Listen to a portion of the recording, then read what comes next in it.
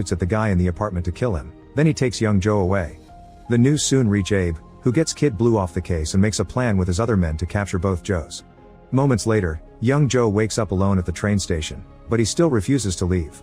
Meanwhile, old Joe breaks into the library and searches the numbers on a database. Those numbers show 3 possible kids that could be Rainmaker, so he prints a map with their locations. On his way out, some scars appear on his arm asking him to meet at a diner. The next day old Joe goes to the diner and finds his younger self with a bandage on his arm, confirming he sent the message. They ask for the same dish and old Joe shares the story of how his wife saved him from addiction, sticking to his side during the hardest moments. The day the syndicate came to his house, the men saw her by the window and killed her. Old Joe tried reaching for her, but the men quickly tased him down. Next old Joe starts talking about the Rainmaker, who is behind mass executions and vagrant purges in the future.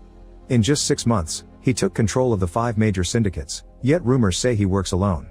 Nobody knows his face or his real identity. The Rainmaker is closing all the loops, and before dying, a looper friend of Joe's called him to give him the strange numbers as a clue. Old Joe shows his younger self the map, explaining he's come to find the Rainmaker and kill him while he's still a child, hoping he can alter history and save his wife. Young Joe refuses to be part of this, so he promises the old man to marry someone else to keep the wife safe. Old Joe refuses to give her up, and when young Joe reaches for his gun, old Joe kicks him in the groin and hits him in the neck to bring him down.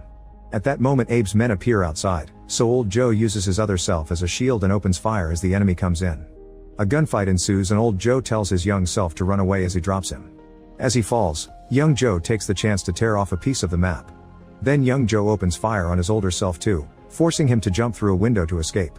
Soon Kid Blue arrives with more men and start chasing old Joe through the fields, but he's too fast and quickly loses them. Then the group turns on young Joe, who rushes to steal a hoverbike and escape through the fields as well.